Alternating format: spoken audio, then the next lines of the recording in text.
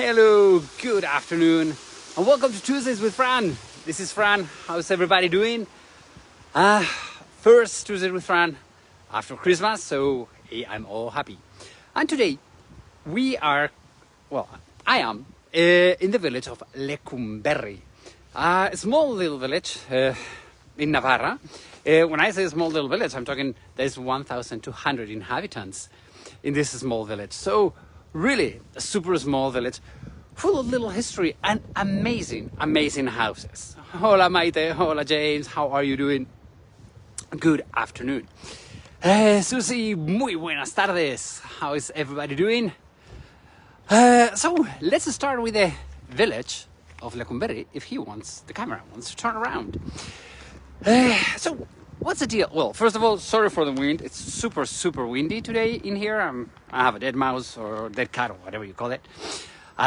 Hopefully it will work. Anyway, the village of Lekunberri, it means the good new place, or the new good place. The reason for that is because here we are in the medieval route between Pamplona and San Sebastian, okay? And this has always been a border city. The thing is that when you enter the village of Lekunberri, hola Nunzi, hey, hola Pedro. So the thing is that when you're entering the village, you are welcomed by this house. It's called Correnea. Correnea means the post. Correos means post, but it was not just post.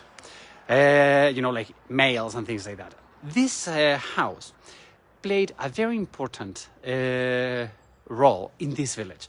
As you can see, it's a strong, powerful, huge house. Well, what was this? This was a commercial route between Pamplona and San Sebastian, okay?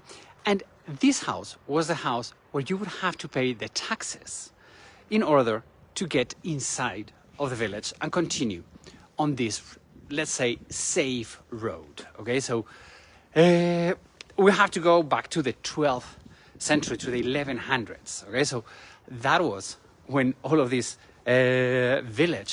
most of this village started.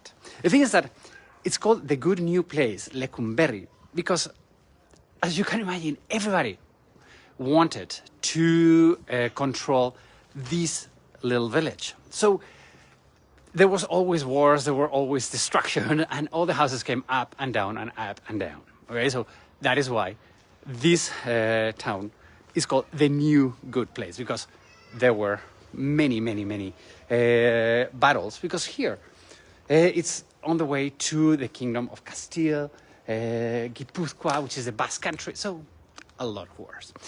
One of the things I love of this village, these two symbols that we're gonna find. Hola William, good morning. Mary, hola. So these two symbols, one is a pagan symbol and the other thing is a Christian symbol. Here on the door, this one is a bay leaf, okay? And the bay leaf, this is a bay leaf area. There's a lot of bay trees everywhere around. The thing is that is a symbol of Christianity. Well, this dry thistle that we have up here, it's called eguzquilore. It's called the flower of the sun. And it is a protective Basque symbol. So here we have this duality of the Basque culture. We have the Christianity on one side and the tradition of nature protection on the other side. Okay, both of them working together in perfect harmony, which I think it's one of the things I love of this culture and everything. What's the deal? I think about this village, the first time that we have something written, it is from the year 1192, when King of Navarra, Sancho VI, the wise one, he gave power to the people living in here. From that moment on, the people living in Lekunberri, they have always been strong and powerful. And in the year 1397, Charles III gave as everybody from this village, they were always fighting for the Kingdom of Navarra. They gave them special privileges. And if you were born in here, you were a gentleman or a gentle lady, okay? And everybody in this village has the same coat of arms, which is this one. This is a Baroque one, but It's a beautiful, I think it's, to me, it's the most beautiful one in the whole village. Hola, Susana, buen día. But right there we go. That's the important thing, the shield in the middle, where we have two wild pigs in the shade of two oak trees. Okay? That is the official coat of arms of the village of Lekunberri. The thing is that this became official in the year 1514 when Ferdinand, the Catholic king, said that this had to be the shield, the coat of arms for all the people born in this valley. Okay, so now every house has that symbol. About the houses, as you can see, they are huge houses. In the Basque tradition, the house, the etxe, it's probably one of the most important things. A lot of people do not, you have your last name, but everybody, if you're from a village, they know you by your house name, which I think is a very, very cool thing. Well, here on this little square, we have three different style of houses, okay? This one, as you can see, all constructed in perfect stone, very, very high, 1, 2, 3, 4 floors. And the triangular little parts all the way at the top. Let me see if I can zoom in. There we go. Those little triangles, they were for the pigeons. Okay, here they were in the migrating parts of pigeons, and the pigeons would go in there, and people could, have lunch right away. As you can see, this house is huge. It's very big, and it was, and probably it is still, from a very wealthy family. Here, the house with the funny-looking tree.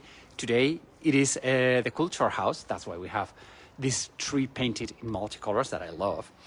This is a much more normal peasant house, okay? From farmers, from normal people from the village. Okay? Normally, 3 heights. At the bottom, we would have the animals, right there. Here, in the middle part, we have the family. And the top part, where now we have those glasses, back then it was the storage house for the grain and all the food that the family would need. And here we have the third style of house that we're going to find in this village. And this is a political house. Okay? This is called Alcatenea. What is this? This was the house of the mayor. Okay? If you were the mayor of this village, you would get, back then, this house. Okay? And as you can see, it is a little bit different from the rest of the houses. This house has 2 entrances. One, the one that we're seeing now, and one we're gonna see now that we're gonna go towards the back of it. Back then, it was the main entrance was the other side, not this one. Okay, now this is the most important side. Hola, Roser, how are you doing? So, this village has one church, like every village in Spain, which is this one. It's the church of St. John the Baptist. Okay, it is from the 14th century, 1300s. It is a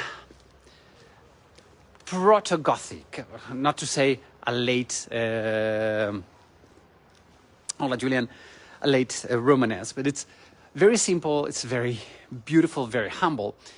But as you can see here, inside of the church, we have all of these slate arrow windows because it was a defensive church, right? It was just, okay, sure, it's a church, but we need to defend. We need to be strong about it. And here we have some very simple, very deteriorated, unfortunately, decorations, all related with nature, flowers, and, everything related with beautiful nature. But I was telling you that Alcatenea, this house of the mayor, which is from the same time period of this church, has 2 entrances. This was the old entrance. And here there are 2 things that I love. One is the door, this incredible pointed arch door. I mean, think that this is from the 1300s, which I think it's beautiful. And another thing that the first time I came to this village, I fell in love with this canopial window. Okay, there's a car coming in. Let's go. So this canopial window, which has this type of arch that I think it's so delicate and so beautiful. Unfortunately, they don't put any value into the house of this because there's like nothing on the other side. But don't you think it's beautiful? I love it. I just love it. So let's keep on walking around the village. Oh, one thing that if you ever get to come to Lekunberri, one of the great, incredible things that this village has. Hola, Tracy. How are you doing? Robert. It's that everywhere around downtown, you have QR codes, okay? And if you scan them, you're going to have information of all the main different buildings where those QR codes belong to. So the thing is that this village, it was the first one in Navarra who implemented these QR codes everywhere around. Okay? And thanks to that and many other reasons, this is considered to be one of the best villages to visit for tourism. There are a lot of rural houses, there are an amazing restaurant. I mean, the food here, it's beyond good. Okay? So really, it's incredible. There are beautiful hikes everywhere around, okay? In fact, the last tour we did last year, we went to San Miguel de Aralar, an amazing Romanesque mosaic. That is 15 minutes from here. Okay, so really, there are a lot of, yes, Brenda, it's incredible, the QR codes. In small villages like this, you have these incredible, modern things that makes tourism and learning about the experience and the place where you are so easy. Anyway, another of the important things of this valley, it's the water, okay? As you can see, we're in the middle of the village, and there's this tiny little river that goes into the large river called La Raun, okay? And the thing is that all of this water, all of these rivers and all of these things that we have in here have a lot of, rainbow trouts and salmon. So at the turn of the 19th century, the 20th century, all the tourism started coming over here. And people came here because it's such a peaceful, beautiful place with healthy surroundings and everything was like perfect. And people started coming over here for fishing. So there was an amazing hotel being constructed in 1912. It's still run by the same family. It's called Ayestaran. And I think that people like Orson Welles or Ernest Hemingway came all the way to here to fish. Okay, so really, the place everywhere around, it's incredible. Okay, well, one of the houses I like, it's Oscacenea, which is this one. But take a look at the date of construction, 1432. This house, was constructed before America was discovered. So, and I think it's so beautiful. I mean, all the houses here are from those time periods. Everything is like, beautiful and, I don't know, super quiet. I love this village. Well, here on the back of the church, we get to see the buttresses, okay? You see that this humble, very basic church has these strong, fortified buttresses to give it all the strength and all the power that it deserves, okay? One of the views I love, take a look at that. To me, the sound of water, it's super relaxing and I love it. Hola, Montserrat. I love it. Well, remember I told you about bay trees? We have bay leaf everywhere around. So, what else? Well, we're not going to go all the way there. Okay, whoops. Uh-oh. Okay, you see that is building all the way at the back. That is a convent of Clarice sisters. Okay, which means they're secluded nuns. And here we have a beautiful tradition, because what we say is that these nuns, if you bring them the day before your wedding, dozen eggs, well, it is a dozen of 13 eggs, it's a 12 plus 1 eggs, they will pray for you, and these nuns will make sure that the day of your wedding you have a sunny day. Is it true, is it not? It's a tradition, and we still have it. In fact, the day of my wedding, I know as on my wedding, when we got married, it was going to be a rainy day. And we sent some friends over here with 13 eggs, and I guess the nuns prayed, and guess what? It worked. It was a sunny day. Superstition, craziness, who knows? Anyway, another thing that I love, sorry for that cough, it is this place that was constructed in 1858. What was this? Well, first, this little place, had 3 works. One, as you can see, we have running water for humans. When this is constructed on the 19th century, you have to think that in Spain, at the beginning of the 19th century, we did not have running water in our houses, especially here in villages. And there was a big health moment in Spain where our kings and everybody decided that we needed to take care of population. First, one rules were like, first, you could not bury people anymore inside of churches. It's when the cemeteries, they came up public. And in all the villages, places like this were made for 3 things. One, to have water to drink, humans. Second, okay, let me turn this around. We would have water to drink, animals. And third, and most important, this pool. This pool was not a pool. This was a place this was the laundry place of the village. All the ladies would come over here to do the laundry. The thing is that before this was done, the ladies, they would have to go all the way to the river, many times frozen river, not good to work or to clean in there. So that's what they would do. They would come over here. Now they're on shelter. It's covered so they could be dry.